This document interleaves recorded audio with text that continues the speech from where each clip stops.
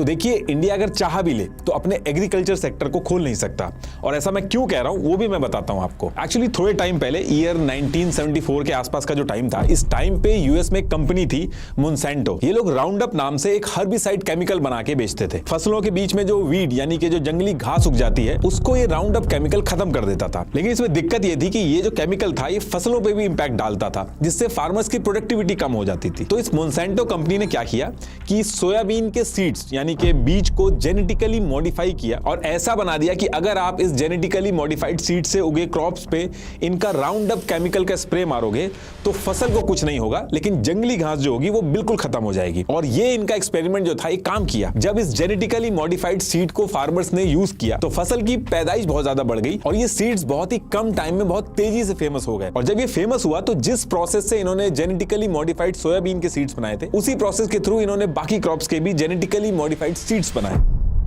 और बहुत ही कम टाइम के अंदर यूएस के जो फार्मर्स थे वो नॉर्मल सीड्स को छोड़ के ये जेनेटिकली मॉडिफाइड सीड्स को खरीदना शुरू कर दिया उन्होंने। मोनसेंटो कंपनी के बनाए हुए सीड्स और केमिकल स्प्रे जो थे साथ में बिकते थे और बल्क में बिकते थे। मोनसेंटो ने इन जेनेटिकली मॉडिफाइड सीड्स और राउंड अप केमिकल दोनों को पेटेंट करा लिया था और जब ये यूएस के फार्मर्स को सीड्स देते थे तो उनसे कॉन्ट्रैक्ट भी करा लेते थे, जिसमें पहले से ही मेंशन होता था कि आप इस जेनेटिकली मॉडिफाइड सीड को नेक्स्ट सीजन के लिए स्टोर नहीं कर सकते। और अगर आप इन जीएम सीड्स की क्रॉप्स के थ्रू जो सीड्स होते हैं उनको अगर आप स्टोर भी कर लो तो नेक्स्ट सीजन में वो सेम रिजल्ट्स नहीं देते। और कॉन्ट्रैक्ट में ये भी होता था कि इन क्रॉप्स के ऊपर जो केमिकल यूज होगा वो भी राउंड अप का ही यूज होगा, किसी और कंपनी का केमिकल आप यूज नहीं कर सकते। अब धीरे धीरे जैसे टाइम हुआ तो यूएस के फार्मर्स की जो डिपेंडेंसी है वो इस कंपनी के जीएम सीड्स पे हो गई और टाइम के साथ साथ फार्मर्स की कॉस्टिंग बढ़ने लगी, क्योंकि जंगली घास जो थी वो सीजन बाय सीजन इस राउंड अप केमिकल के अगेंस्ट में रेजिस्टेंस बना लेती थी। तो हर सीजन में पिछले सीजन के कंपैरेटिवली ज्यादा केमिकल यूज होने लगा था। तो इसके बाद जैसे जैसे जेनेटिकली मॉडिफाइड यानी कि जीएम सीड्स जो थे इनका ट्रेंड आगे बढ़ा तो जो नॉर्मल सीड्स होते थे वो मार्केट से गायब होने लगे, क्योंकि उनकी डिमांड ही कम हो गई थी। अब इसी टाइम पे इंडिया के अंदर क्या होता है कि इंडिया की जो कॉटन फार्मिंग थी इसमें एक बहुत बड़ी दिक्कत चल रही थी। एक कीड़ा होता है बॉलवॉर्म, ये इंडिया के अंदर जो कॉटन क्रॉप्स थी उनको बहुत ज्यादा खराब कर रहा था, जिससे फार्मर्स को बहुत ज्यादा लॉस हो रहा था। तो इससे निपटने के लिए इंडिया ने यूएस की ये जो मोनसेंटो कंपनी थी इससे बात की और इंडिया के अंदर एक कंपनी थी माइको, इसके साथ दोनों ने मिलकर genetically modified BT cotton seeds develop किए।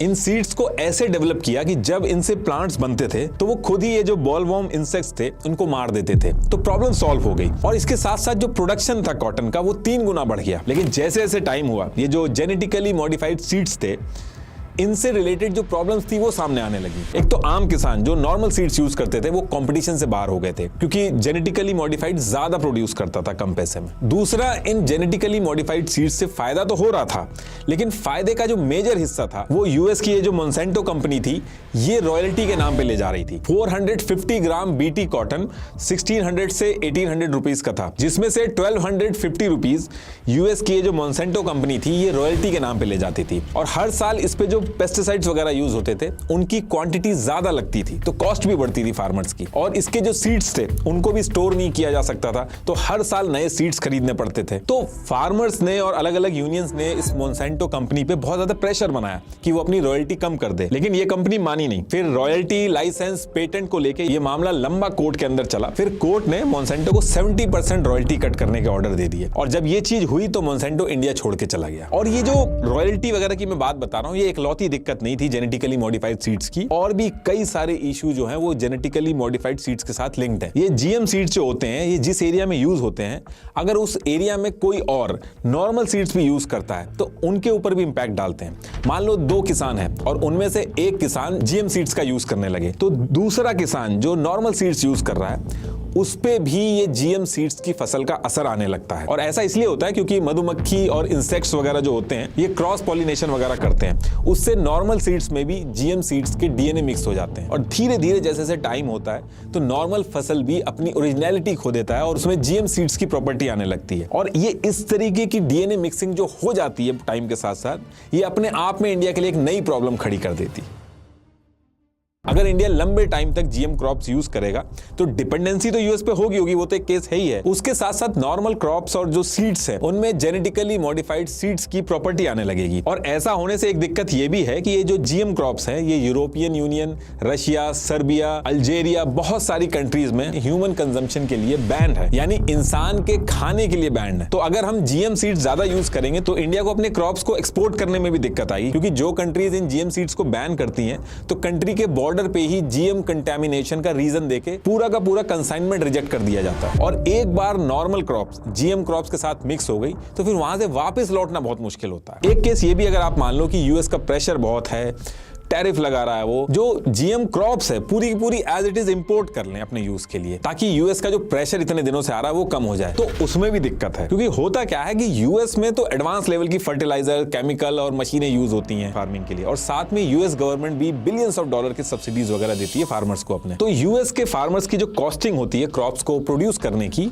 वो इंडिया के फार्मर्स के कंपैरेटिवली कम होती है। अगर हम यूएस के कॉर्न के प्राइस का एग्जांपल लें तो 1700 रुपीज पर क्विंटल पड़ता है, जबकि इंडिया में कॉर्न का एमएसपी 2400 रुपीज पर क्विंटल आता है।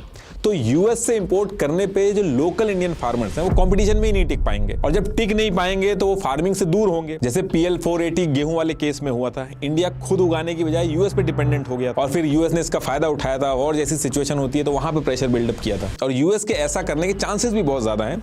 यूएस ने और कंट्रीज के साथ भी जिनके साथ ये जीएम क्रॉप्स के एक्सपोर्ट्स किए हैं उनका भी बुरा हाल हुआ है। 90s में कनाडा और मैक्सिको ने नाफ्टा ट्रेड एग्रीमेंट के under US genetically modified seeds पे टैरिफ कम कर दिए थे, प्रेशर बनाया था यूएस ने मैक्सिको का मार्केट अपने जेनेटिकली मॉडिफाइड कॉर्न से भर दिया था। मैक्सिको के जो गरीब फार्मर थे वो कम्पीट ही नहीं कर पाए, और 20 लाख से ज्यादा मैक्सिकन फार्मर्स ने खेती करना छोड़ दिया और शहरों में शिफ्ट हो गए। ऐसे ही हैटी कंट्री अपनी एग्रीकल्चर मार्केट पे 35% टैरिफ लगाती थी, लेकिन मजबूरी में उसको वर्ल्ड बैंक और IMF से लोन लेना था, तो उन्होंने टैरिफ कम करने का प्रेशर बनाया और हैटी को मजबूरी में 35% टैरिफ से 3% टैरिफ करना पड़ा अपने एग्रीकल्चर सेक्टर में। यूएस के फार्मर्स का जो प्रोडक्ट था वो हैती कंट्री के अंदर घुस गया और लोकल फार्मर्स इनसे कम्पीट ही नहीं कर पाए। इनकी राइस फार्मिंग पूरी तरीके से कोलैप्स हो गई। हाल ये हो गया कि हैती को 80% राइस के लिए यूएस पे डिपेंडेंट होना पड़ा, और सेम ऐसा ही यूएस ने नाइजीरिया के पोल्ट्री फार्मर के साथ भी किया। डेयरी सेक्टर में भी यही दिक्कत है। इंडिया में 8 करोड़ से ज्यादा फार्मर्स फैमिली, अप्रॉक्स 40 करोड़ लोग मिल्क प्रोडक्शन में डायरेक्टली और इनडायरेक्टली इन्वॉल्व हैं। इंडिया में जो मिल्क की एवरेज कॉस्ट होती है वो 50 रुपीज पर लीटर है। वहीं अमेरिका से अगर कंपेयर करें तो वहां पे सब्सिडीज वगैरह बहुत मिलती हैं, तो वहां पे मिल्क कंपैरेटिवली सस्ता है। तो इंडिया ने अगर डेयरी सेक्टर में टैरिफ कम कर दी और यूएस के लिए डेयरी मार्केट खोल दिया तो यूएस का मिल्क इंडिया में 30 से 35 रुपए पर लीटर का पड़ेगा। और जब यूएस का इतना सस्ता मिल्क इंडिया के मार्केट में घूमेगा तो इंडिया का डेयरी सेक्टर कंपीट नहीं कर पाएगा। वैसे भी इंडिया में जो डेयरी सेक्टर है वो 3 से 5% के मार्जिन पे चलता है, तो अगर इनको एंट्री दी गई तो छोटे डेयरी फार्मर्स ये भी लॉस में जाएंगे। और दूसरी चीज, यूएस में कैटल और काउज जो होती हैं ये अच्छा प्रोड्यूस करें, इसके लिए इनके चारे में प्रोटीन अच्छा रहे, तो ब्लड मील और मीट बोन्स भी मिलाया जाता है, मतलब कि नॉनवेज खिलाते हैं, और BST हार्मोन्स भी इंजेक्ट करते हैं। तो इंडिया में अलाउड ही नहीं है। अभी इंडिया में जब बाहर से सामान मंगाया जाता है तो बाहर की कंट्री से सर्टिफिकेट मांगा जाता है कि वो नॉन वेजिटेरियन आइटम तो नहीं खिला रहे हैं अपनी कैटल्स और काउ को। तो इंडिया में इसको लेके रिलीजियस सेंटिमेंट्स जो हैं वो भी भड़क जाएंगे। और इंडिया की टोटल पॉपुलेशन में से 45 से 48% लोग एग्रीकल्चर पे डिपेंडेंट है। इसीलिए आपने देखा होगा कि किसान भले ही नेताओं के असली एजेंडा में रहे ना रहे, लेकिन उनके भाषणों में जरूर रहता है। इंडियन जीडीपी में एग्रीकल्चर का 17 से 18% कंट्रीब्यूशन होता है। तो अभी ये जो ट्रंप इंडिया के एग्रीकल्चर सेक्टर के पीछे पड़ा है, अगर गलती से भी प्रेशर में बीजेपी गवर्नमेंट ने एग्रीकल्चर मार्केट खोल दिया तो इलेक्शन पे इंपैक्ट आ जाएगा। तो गवर्नमेंट भी दोनों तरफ से फंसी है, और एग्रीकल्चर सेक्टर ऐसा सेक्टर है कि इसका इंपैक्ट डायरेक्ट जमीन पे पड़ता है। ये ऐसी चीज नहीं है कि न्यूज मैनिपुलेशन वगैरह से कवर अप हो जाएगी। तो ये इतने सारे रीजन हैं जिसकी वजह से इंडियन गवर्नमेंट जो है वो यूएस के लिए एग्रीकल्चर और डेयरी सेक्टर खोल ही नहीं सकती। लेकिन ट्रंप को यूएस के बाहर एक बड़े एग्रीकल्चर मार्केट की बहुत ज्यादा जरूरत है। तो ट्रंप ने इस चीज के लिए अलग अलग प्रेशर पॉइंट क्रिएट किए। इन्होंने मल्टीपल चीजें की, जैसे थोड़े टाइम पहले इन्होंने एग्जीक्यूटिव ऑर्डर 14257 निकाला, जिसमें एक फॉर्मूला यूज करा है। ये वो फॉर्मूला है, एक बार आप पॉज करके देख लेना। इस फॉर्मूले को यूज करके ट्रंप ट्रंप ने पूरे वर्ल्ड की कंट्रीज पे टैरिफ लगा डाला है। किस कंट्री पे कितना लगा है ये उसकी लिस्ट है, आप देख लेना एक बार।